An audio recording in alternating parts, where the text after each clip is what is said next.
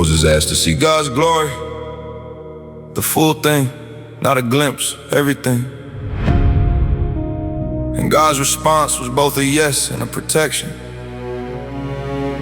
He said, I will put you in a cleft in the rock and cover you with my hand until I have passed by. Because the full glory would have been too much for Moses to survive.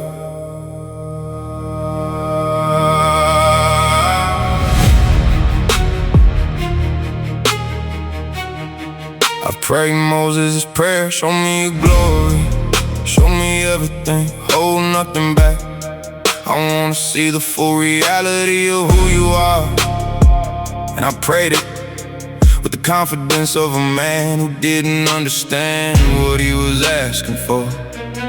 Because the full glory of God is not survivable by a person in their current condition. And the request to see everything is a request that requires protection to fulfill without destroying the one who asked. And God's response to Moses was not no, and it wasn't an unprotected yes. It was a cleft in the rock, a hiding place, and a hand over the opening until the glory passed by.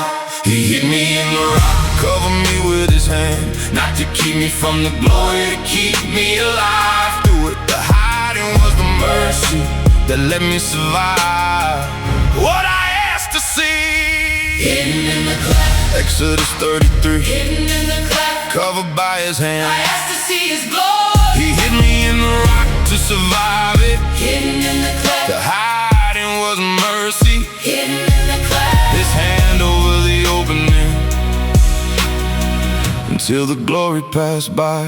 Hidden in the cleft. And I've come to understand that a lot of the hiding I resented in my life, the seasons of being tucked away out of sight, not yet released into the visibility I thought I wanted, was the cleft in the rock. It was protection from a glory too heavy for the version of me that existed in those seasons. And the hand over the opening that felt like restriction was actually mercy, keeping me alive through an exposure I had asked for but couldn't survive yet. The hiddenness was not rejection, it was the cleft. And the cleft was the only way to give me what I asked for without destroying me with the answer. The hiding was the mercy, the cleft was the protection, his hand over the opening let me survive the glory. Hidden in the cleft, kept alive through it. Hidden in the cleft, Exodus 33. Covered by his hand, I asked to see his glory. He hid me to survive it. Hidden in the cleft, the hiding was mercy until the glory passed by. Hidden in the cleft. So if you're in a season of being hidden, tucked away, not yet released into the visibility you've been asking for, I want to offer you the cleft in the rock. The hiddenness might be the only way he can give you what you're asking for without destroying the version of you that asked for. He's not rejecting you by hiding you, he's protecting you with the cleft and his hand over the opening until you can't survive the glory you've been praying to see. Trust the cleft, the hand over the opening is mercy, not a restriction. Exodus 33. Covered by his hand, the hiding was mercy. I asked to see his glory. He hid me to survive it. Hidden in the cleft, his hand over the opening until the glory passed by. Trust the cleft, his mercy.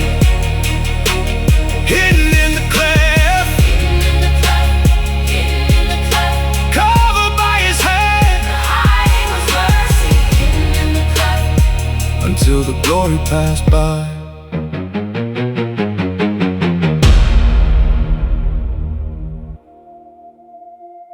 I want to say something to the person who is in the darkest part of the night right now. Before I say anything else, hold on. Help is not on its way. Help is already present. The instruction is to hold on long enough to perceive what is already there. Psalm 46:1 says, God is our refuge and strength, an ever-present help in trouble. Ever present, not eventually present, not present after the trouble resolves. Ever present in the trouble, which means the help is in the room you're in right now, not arriving, present. And I know that the trouble can be so loud that the presence is hard to perceive. I know what the darkness feels like when it drowns out everything, including the awareness of what's in the room with you. But the presence is not diminished by your inability to perceive it. In the moment the darkness is loudest, the presence is still ever present. Hold on. And ever present help not coming present. The help you need is already in the room you're in right now. Hold on, hold on. Help is not on its way. Hold on. Help is already here. Psalm 46:1. Ever present, not arriving, already present. Hold on, the dark won't last forever. Hold on, morning is coming. Hold on, the one who is refuge and strength is in the room you're in right now. Hold on. I've been in the room where the dark felt permanent and the presence felt absent, and I held on. Not because I felt the presence, because I was told it was there. And holding on. In the absence of the feeling is the specific act of faith that the darkest nights require. In the morning that followed always confirmed what the night made impossible to perceive, that the presence was there the whole time in the dark, ever present. And the man who held on through the night is a different man than the man who went into it, because the night didn't produce the absence of God, it produced the evidence of His presence in conditions I couldn't have tested in the daylight. Hold on, the presence is there. You don't feel it, it's there. Ever present in the trouble. Hold on until the morning confirms what the night made hard to believe. Hold on, hold on. Help is not on its way. Help is already here. Psalm 46:1. Ever present, not arriving, present. Hold on, morning is coming. The one who is refuge and strength is in the room right now. Hold on. If you're in the dark right now and the night feels permanent, I want to say two things as directly as I know how. First, you are not alone. The psalm says ever present, and I have tested that claim in the darkest rooms I have ever been in, and it was true in every one of them. Second, morning comes, every single night ends. I know it doesn't feel like it from inside the night, but every night I have lived through has been followed by morning, and the morning is coming for this one too. Hold on. The help is already there. Hold on. Morning is coming. Hold on. Yeah. Ever-present help. Hold on. Not arriving present. Psalm 46:1. Hold on. You are not alone. Hold on. Morning is coming. Help is in the room right now. Hold on, hold on, hold on, hold on. Ever present, the help is here. Hold on, morning is coming. Hold on, you are not alone. Hold on.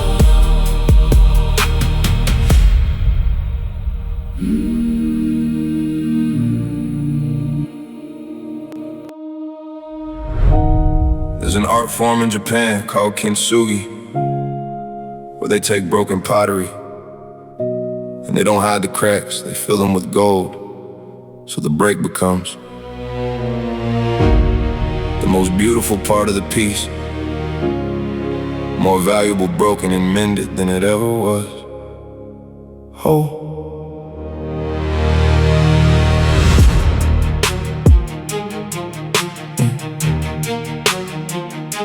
I used to think healing meant going back to the version of me that existed before the break.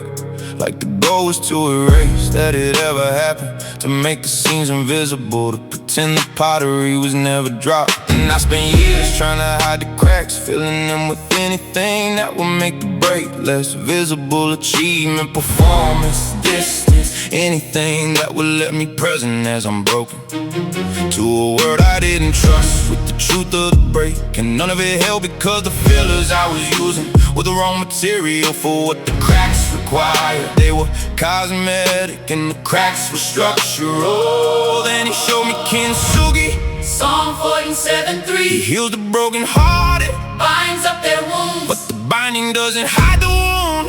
It fills it with something that makes it the most valuable part. Mended, not hidden, mended the cracks filled with gold. He didn't make me look unbroken. He made the breaking beautiful, Mended, more valuable for the break. The gold runs through the cracks. Psalm 14:7. He heals the broken, Mended, and the mending shows. Mended. And here's what changed. When I stopped hiding the cracks, the gold became visible. The places where I broke became the places where the light could get in and get out. Because a person who's been mended with gold in the cracks has a specific kind of beauty that an unbroken person cannot have. The unbroken pottery is fine, it's functional, but it's not kintsugi. It doesn't have the gold because it never had the cracks that the gold was poured into. And I stopped envying the people who looked unbroken, because I understood they were missing the most valuable part, the gold. It only goes where something broke first. He heals the broken hearted, Binds up their wounds with gold, now with concealer. The mending is the beauty, Not the hiding. The gold in the cracks, Mended, not hidden. mended, the cracks filled with He gold. didn't make me look unbroken. He made the breaking beautiful, Mended, more valuable for the break. Psalm 14:7. He heals the broken, mended, And the mending show.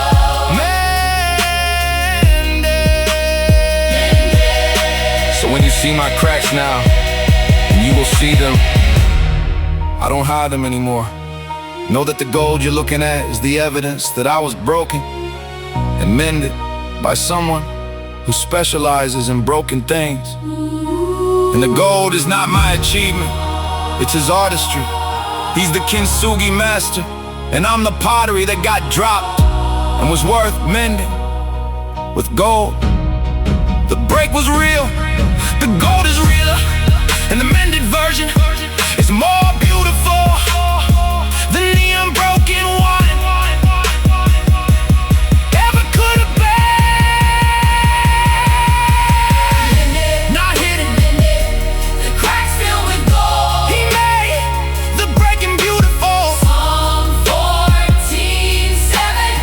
He heals the broken. Mended, More valuable, mended, more valuable. for the break. The gold runs through the cracks, Mended, and mending shows. Mended mended, with gold, the break became beautiful. He heals the broken. Mended, Mended, the gold shows. mended.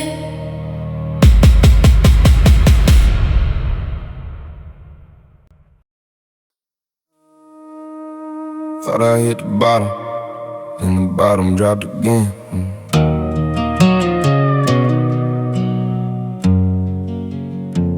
Thought I hit the bottom, then the bottom dropped again. First floor, the first time I thought I hit it, I was sleeping in my car. Lost the apartment, lost the job, didn't think I'd fall that far. Told myself, well, this is rock bottom. Only place to go is up. Like the bottom was a floor I finally found, and that was enough. But rock bottom had a basement, and the basement had a door. And the door went down to somewhere I ain't never been before. Lower. Cause then I lost a car too, and I'm walking in the cold, selling things I shouldn't sell, doing things that made me old for my time. And I thought, okay, now this is the floor. But the basement had a sub-basement, the trap door in the core. Lost my family's last phone call. They said we can't anymore. And I thought surely that's the bottom, surely there's nothing lower to explore. But every time I found a floor and I laid my body down, the boards gave out beneath me and I fell to lower ground. I did things in those basements that I'll carry to my grave, not to glorify the fallen, just to tell you how it gave way and way and way again, till I quit believing in a floor, till I thought the falling was forever. And I couldn't take much more, and down there in the deepest dark, the basement under all the rest, where I given up on bottoms, given up on being blessed, where I figured even God himself had lost my address long ago and quit his search and left me to the basement, dark below. The floor that held, that's exactly where I found him. Psalm 139 verse 8. If I make my bed in the depths, you were there, he didn't wait at the top of the stairs for me to climb back up to where he stood. He came down to the sub-basement, to the dark, to the no good bottom, under every bottom, to the floor beneath the floor. And he was already sitting there like he'd been there long before. I robbed him my own end, and he was waiting in the deep, not disgusted, not surprised, just ready for the lost sheep. And that was the floor that finally held, not a floor of my own making, not rock bottom, not willpower, not a promise I'll be breaking, but the bedrock of his presence in the lowest place I've been. The basement had a savior, and the savior let me in, to a love that has no trapdoor, to a floor that doesn't give, to the solid ground of grace where a fallen man can live. I stopped falling when I landed not on bottom, but on him in the deepest basement, turned to holy ground down in the dim. Rock bottom had a basement, but the basement had a king. He was waiting in the darkness the whole time I was falling. Now I'm standing on the only floor that never gives or ends. Rock bottom had a basement, and my savior was within.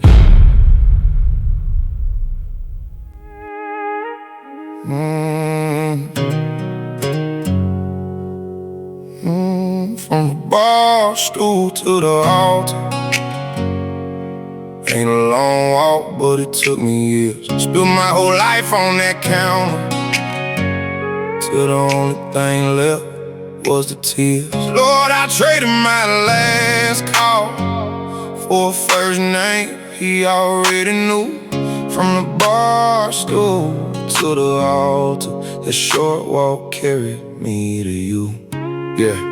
Lay a stool on the end, that was mine, had my name on it. Bartender knew my drink for the door, even open. Knew my daddy's tab too, knew the way that I close it. Last one out the door with a heart full of corrosion. I prayed to that bottle like a God that I chose, confession to a stranger about the demons that I'd host. Thought the bottom of the glass had the answers that I lost, but the only thing down there was the bill and the cost. And the cost kept adding up every morning the same. Wake up sick, can't recall half the things I became. Mom's number on my phone, but I'm too ashamed to call, cause the man she raised right wasn't this one at all. But Luke 15 says heaven throws a party for one sinner coming home, and I'm the prodigal son. I was counting my failures, he was counting me found. Same counted, same back road, just different ground. Bar stool to the altar, ain't a long walk, but it took me years. Spilled my whole life on that counter, till the only thing left was the tears. Lord, I traded my last call for a first name he already knew. From the bar stool to the altar, that short walk carried me to you. Walked into that little church with the gravel and the light. Smell like coffee and no hymnals, everything I forgot. Back pew, ball cap low, trying to make myself small, but the preacher said, come on down, and I felt my walls fall. Same Lisa carry me to barrooms, cross 3 states. Carry me to that altar where I finally faced the weight. Knelt down on that red carpet, one thin by the saved. Then I added my own need prints to the prayers that they prayed. Wasn't lightning, wasn't thunder, just a quiet kind of yes. Just a tired man surrendered, laying down the whole mess. 12 steps couldn't take me where one knee finally could. The God I've been running from was saying, son, you're good. From the rail I look back at the road that I'd run. Every bar stool, a station of the cross of what I'd done. And he met me at the end of it, didn't bring up my past. Just said the first round's on me and this one's gonna last. From bar stool to the altar, ain't a long walk, but it took me. Spilled my whole life on that counter, till the only thing left was the tears. Lord, I traded my last call for a first name he already knew. From the bar stool to the altar, that short walk carried me home to you.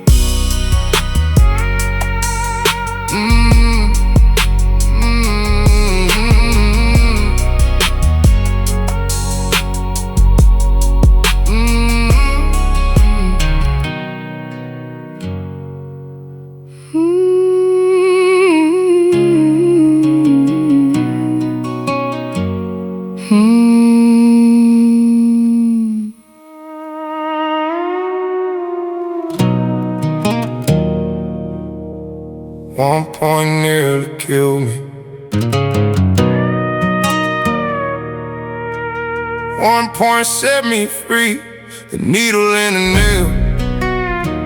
2 points, 2 different ends. One was driving me to the grave, the other drove me home again.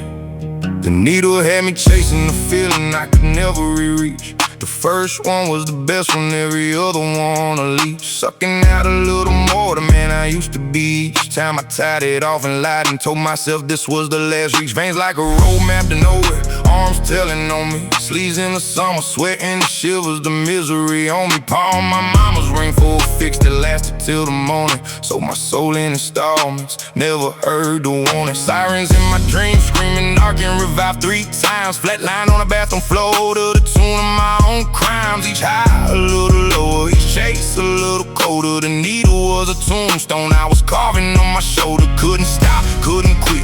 Every cell of me enlisted in a war against myself that the needle had insisted I was losing, counting down to the detail of the overdose to end it all. Till I heard about a nail. Set the needle down. Set the needle down. Set the needle down. Yeah. There's another sharpened point that changed the story of my veins. It didn't go in my arm, it went through the hands that broke my chains. Colossians 2:14, there's a record of my debt. Every gram, every lie, every promise I forget. And he took that list of charges, every overdose and fall, and he nailed it to a cross. Drove it through, canceled it all. The needle wrote my death certificate 100 times in red, but the nail rewrote the verdict, said alive instead of dead. Now the only points I'm chasing are the holes punched through his palms. The wounds that did the healing turned my chaos into songs. I traded one sharp point for another and it saved my life. Set down the needle on my dying, picked up the nail of Christ. The needle and the nail. 2 points, 2 different ends. One was driving me to the grave, the other drove me home again. I set the needle down for good, nailed my debt to Calvary.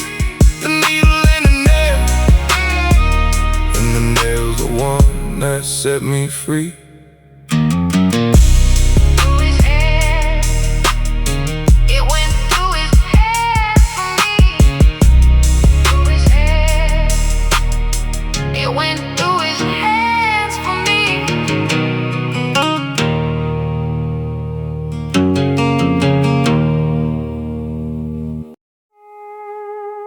There's an empty chair at Thanksgiving where my brother used to sit. Same disease that I survived. Took him before he could quit, but I'm grieving with a hope that I'll see him past all this.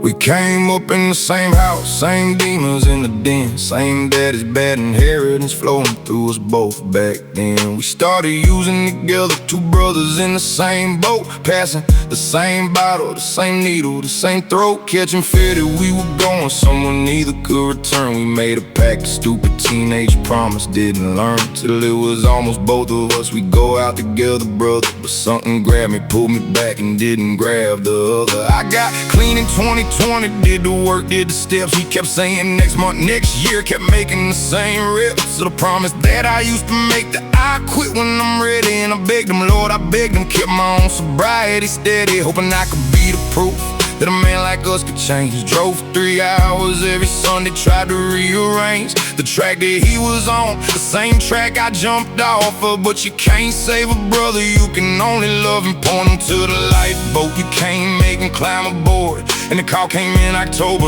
and it cut me like a sword. Your brother didn't make it, 6 words, and the flow fell through. Same disease, same dosage almost, but this time it broke through. And I did the funeral sober, which is its own kind of hell. Buried my baby brother and rang the recovery bell for one more year of my own life that he would never see. Survivor's guilt and gratitude wrestling inside of me. There's an empty chair at Thanksgiving, where my brother used to sit. Same disease that I survived. Took him before he could quit, but I'm grieving with a hope that I'll see him past all this. First Thanksgiving without a mama, set his place anyway. Plate and fork in the chair, pushed in, couldn't take it away. And we sat there, the whole family staring at that empty spot. And the silence was a scream, and the turkey went to riot. Cause nobody could eat, nobody knew the words to pray. Till my mama, God bless her, found a way to say, he's not in that empty chair, that chair's just where he sat. He's at a fuller table now, and we'll get there after that. And she read us Thessalonians, the 4th chapter, 13. Grieve, but not like those without hope, that's the in-between. Where I'm living now, the holy tension of the saved. You can mourn hard and have hope, both feelings can be brave at the same time. The same chest, the grief and the belief. Matthew 5 verse 4, there's a blessing in the grief. Blessed are those who mourn, for they shall be comforted. And I felt it at that table, felt the comforter instead of just the empty chair.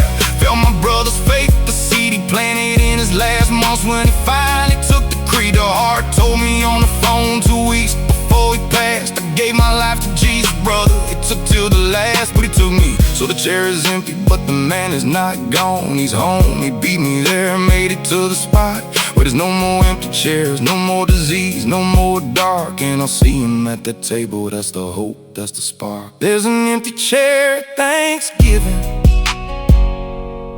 but my brother's not in it. He's at a table with no sorrow, where the saved ones get to sit.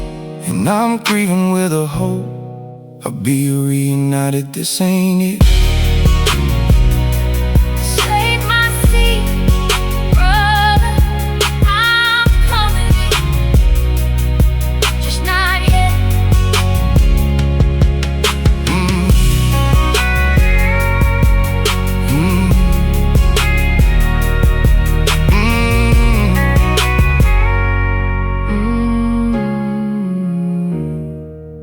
Save my seat, brother. I'm coming, just not yet.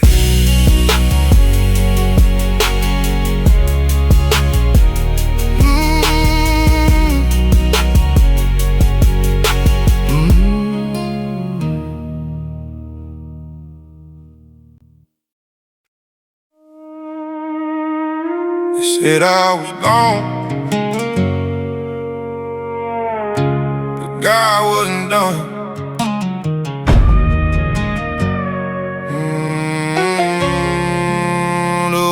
overdose that woke me up. The night I should've died. That's the night the grave gave back the man I left inside.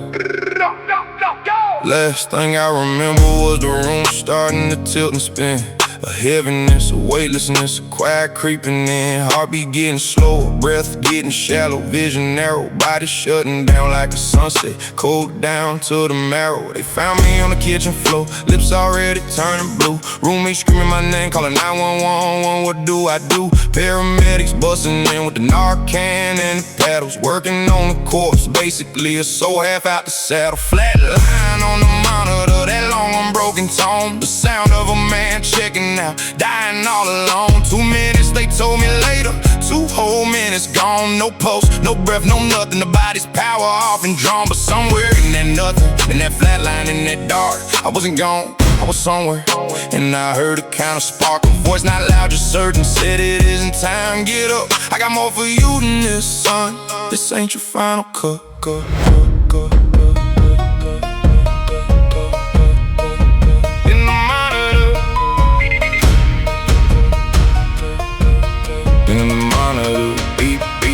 I came back, gasping, lungs on fire, eyes flying open wide. Doctors couldn't believe it, sit by all the numbers I died. Ephesians 5:14, wake up, oh sleeper, rise from the dead and Christ will shine on you. And I felt the light hit my eyes, John 2 verse 6, you brought my life up from the pit. And I knew, laying in that hospital bed, that I've been spared for it, for something not by luck, not by the Narcan alone. The dead man heard a living voice, and the grace came back what it was long. The overdose that should've closed the book, reopened it instead. First page of a brand new life written by the one who raised the dead. I don't recommend the way I learned it, flat line on the floor, but God used my rock bottom night to wake me up for more.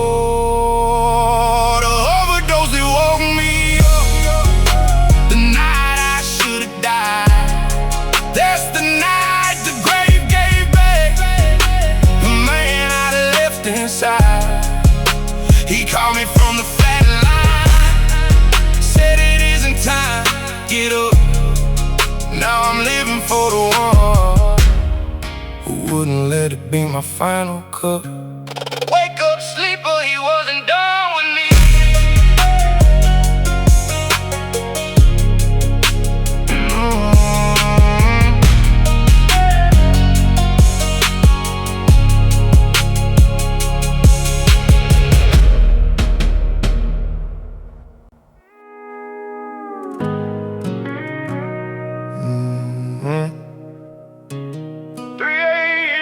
And the only one still up was you.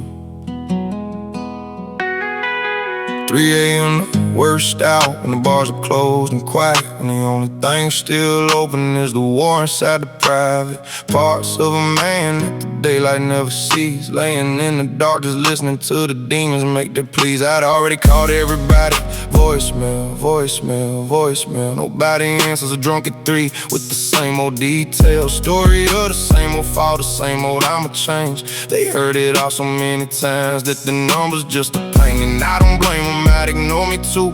I'm a broken record spinning, same scratch, same skip, same sinner, saying he's not sinning. But there's a phone you can pick up that don't ever hit the machine. A line is never busy, even at the worst 3 a.m. scene. So I dialed it, now with fingers, with the last of what I had. Said, God, I know I only call you when it's terrible and bad, but I got nobody else, and I'm scared, and I'm alone. And for the first time in my life, he picked up the phone. It was a phone call at 3 a.m. when I had nobody left. Cried out into the darkness with the last of my breath. And the line didn't ring busy, he was waiting up for me. A phone call at 3 a.m. That's the night he set me free.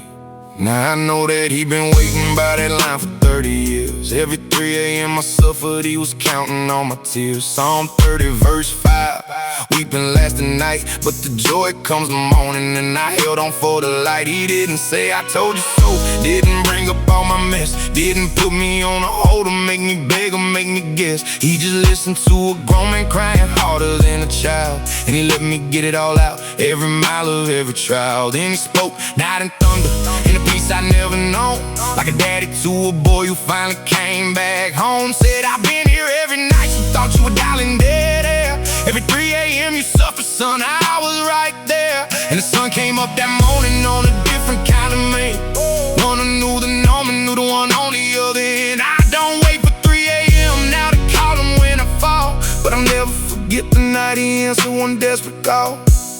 All them years I thought the line was dead, all them years I doubted and dreaded, he was on the other end already, just waiting for me to call him steady. 3 a.m. my rock bottom hour became the place I found his power.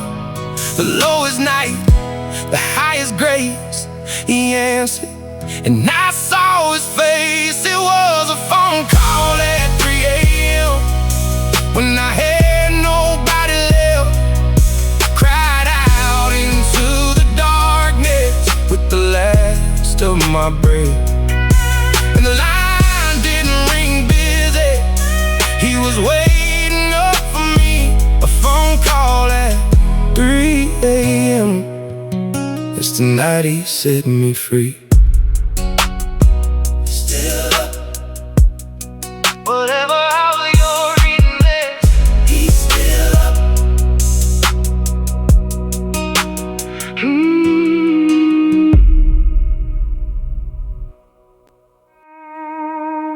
3 days in the dark, and he heard me anyway. Day 1, curtains drawn, phone off, I told everybody I was fine. That's the first lie of the dark, that you're handling it just fine. Bottle on the nightstand, a week of mail by the door. I just laid there on the carpet, couldn't tell you what for. Jonah ran from God on a boat, I ran on a mattress. Same ocean, different water, same belly of the matter. Swallowed whole by my choices, by the running and the hiding in the dark. Just kept on closing like a throat around the dying. Didn't pray, didn't wanna figure, got it, closed the line. Figured a man as far down was a man too far behind. Day 2, second day the shakes came, and the sweat and the regret. Every face I ever failed came to visit my bed. Said my daughter, my mother, every bridge I ever lit paraded through that dark room like a sentence I couldn't quit. And I thought about the ways a man can make the dark go quiet. Thought about them long enough to scare myself out of the silence. Cause something in me flinched, call it grace, call it a guardrail. Some old Sunday school voice saying, son, this ain't the dead end trail. Jonah in the belly, 3 days down in the deep. Said I called from the realm of the dead, and I wasn't even asleep. I was awake in my tomb, in my own 3-day grave. Too far gone to save myself, too proud to ask to be saved. Day 3, third day, something broke, not me. The dark, first crack of morning light hit me like a spark. And I didn't say a sermon, didn't quote a single verse, just said, God, if you're still there, I can't get no worse. And that was it, that was the whole prayer, 4 words in the name. But Jonah's well heard less, and the ocean still became the road that took him home. Cause the Lord commands the fish, and he commanded my darkness to deliver up his wish. I felt the room get lighter, felt the weight come off my chest. Felt something like a hand reach down into that mess, and he didn't lecture, didn't list the things I'd done. Just hauled me out the belly and said the run is done, son. I crawled up off that carpet on the 3rd day like a sign. 3 days in the dark and the light is by design. Cause the one who spent 3 days himself down in the grave knew exactly how to find me, knew exactly how to say 3 days in the dark. Put the stone at the rope, 3 days in the dark.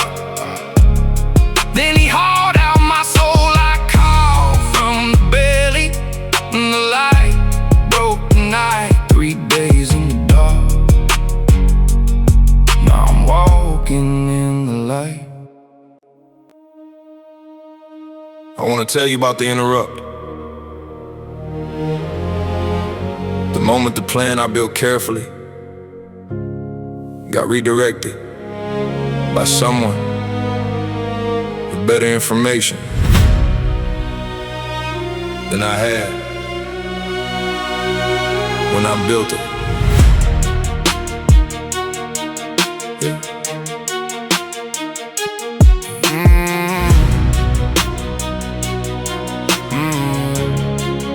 Yeah, I'm good at planning, it's both a gift and a problem. I build detailed structures for the future I'm trying to reach, with timelines and contingencies, and the specific confidence of a man who believes that preparation is faithfulness. And then the interrupt comes, not dramatically, usually quietly. A door that closes, an opportunity that routes differently, a word that arrives from an unexpected direction that reorients everything I built toward a different destination than the one I was building toward. And the first feeling is never gratitude. The first feeling is the specific disorientation of a man whose map just changed while he was reading it. Proverbs 69, the heart of a man plans his way, but the Lord establishes his steps. And I've been holding those two lines in tension for longer than I'm comfortable admitting. When he interrupts, trust the redirect. When he interrupts, better information. When he interrupts, I couldn't see what he could see from there. When he interrupts, the plan was mine, the destination is his. When he interrupts, stay open. The interrupt is never the problem. The interrupt is the correction I didn't know I needed. When he interrupts, I've been on the other side of enough interrupts to see the pattern now. Every time the plan redirected, the destination it routed toward was better than what I was building to. Not always more comfortable, always more specifically right for the version of me that arrived at it. And the interrupt that felt like loss was the rude adjustment that avoided what I couldn't see coming, that the redirect already knew was on the original road. And I've started receiving interrupts differently, not as the plan failing, as evidence that the planner is actively involved in the steps, which means he's paying attention, and that is worth every redirected plan. He establishes the steps, which means the interrupt is the step he chose over the step I planned. When he interrupts, trust the redirect, better information than I had. When he interrupts, stay open. The destination is it. The interrupt is the correction. When he interrupts, what if the interrupt you're frustrated about right now is the most specific act of love he has shown you in this season? What if the door that closed was the road that would have cost you something you couldn't afford to lose, and you closed it before you got there? Whoa, what if the redirect is not God ignoring your plan, but God protecting you from where your plan was taking you with information you don't have access to yet? Trust the interrupt. Trust the interrupt. The steps are his. When he interrupts, trust the redirect. He is better information. When he interrupts, the destination is it, and his destination is better than the one I was building toward. Stay open. The interrupt is the correction I didn't know I needed. When he interrupts, trust it, trust it. He establishes the steps. Trust the interrupt. He establishes the steps. He always has better information. Trust the interrupt.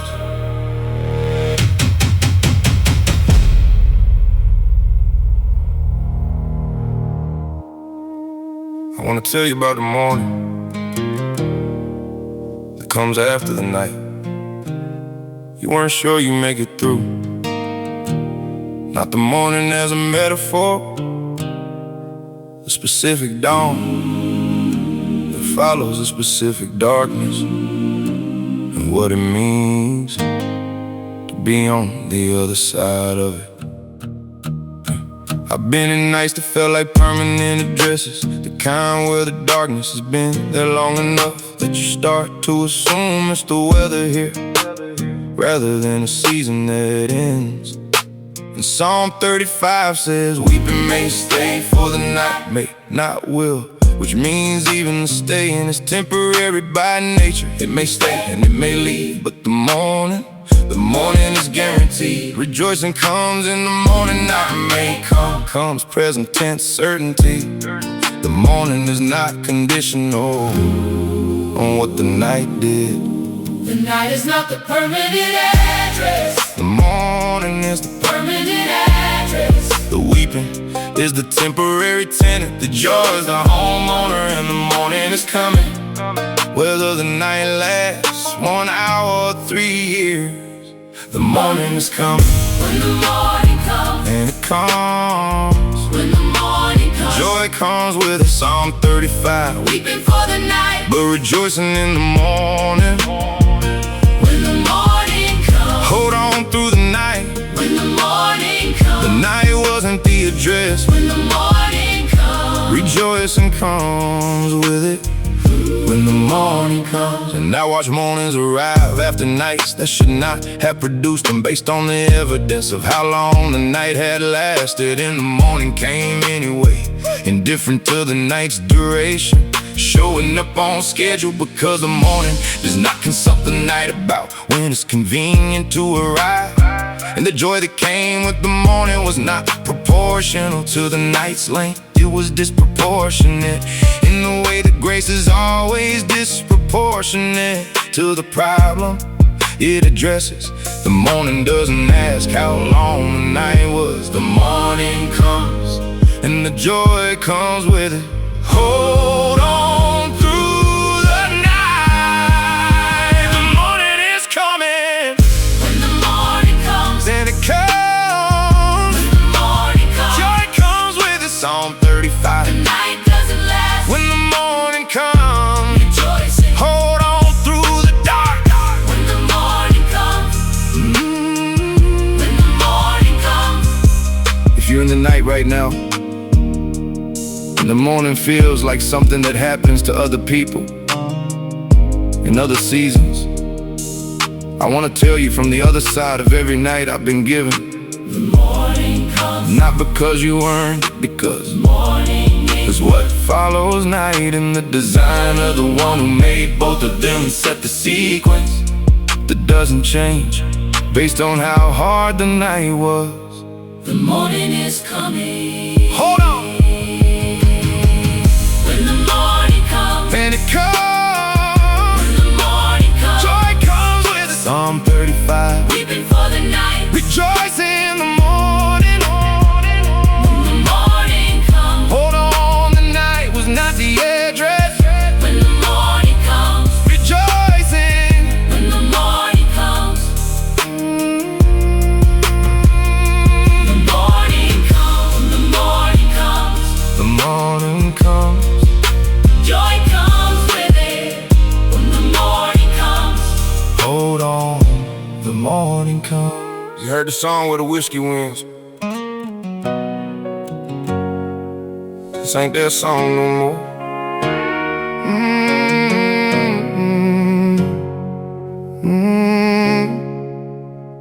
This is a whiskey lullaby for the saved, the ones who should've ended in the grave, but grace rewrote the final verse, lifted the casket, broke the curse. The song was supposed to bury me, but the last line set me free.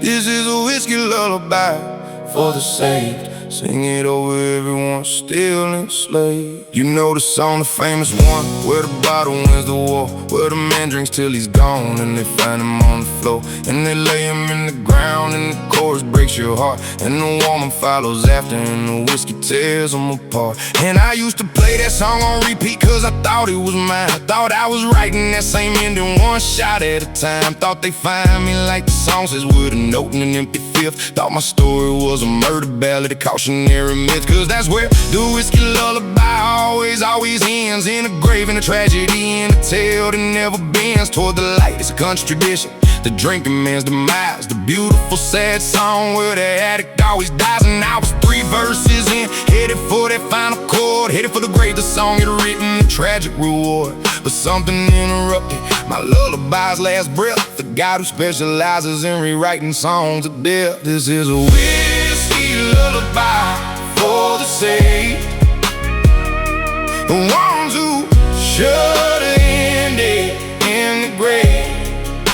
But grace rewrote the final verse, lifted the casket, broke the curse. The song was supposed to bury me, but the last line set me free. This is a whiskey lullaby for the saved. Sing it over everyone still enslaved. Psalm 30:11, he turned my wailing into dancing. Took my morning clothes right off me, set my feet to prancing. Isaiah 61, gave the whole of joy for grief, a crown instead of ashes, gave the prisoner relief. So the whiskey lullaby don't get to write my final scene, cause a louder voice stepped in and wiped the bottle's victory clean. And now I sing a different lullaby, a survivor's hymn, over every brother on the bar stool with the lights gone dim, over every sister crying in a car outside the bar, over everyone still living in the song's first tragic part. I sang them, you don't have to end the way the lullaby insists. The song can change, the end is not yet written, grace exists. Cause I'm the proof, I'm the man who should have been the cautionary tale, the one who shake their heads about the addict who would fail. But I'm standing here, I'm singing, I'm alive and I'm redeemed. The whiskey lullaby got rewritten, it ain't the song it seems. This is a whiskey Lullaby, lullaby for the saved, the ones who should have put it in the grave. in the But grace rewrote the final verse, lifted the casket, broke the curse. the song was supposed to Bury me, but the last line, set me free. this is a whiskey lullaby for the saved. Sing it over everyone still enslaved. So lay down, but not in the ground. Lay your burden at the cross where the lost get found. The whiskey lullaby don't end in the grave no more. He turned my wailing into dancing, and he even scored.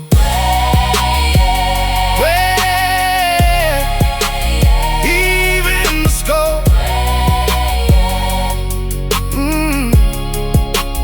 Wailing into dancing. The songs rewritten will the saved. You heard the song.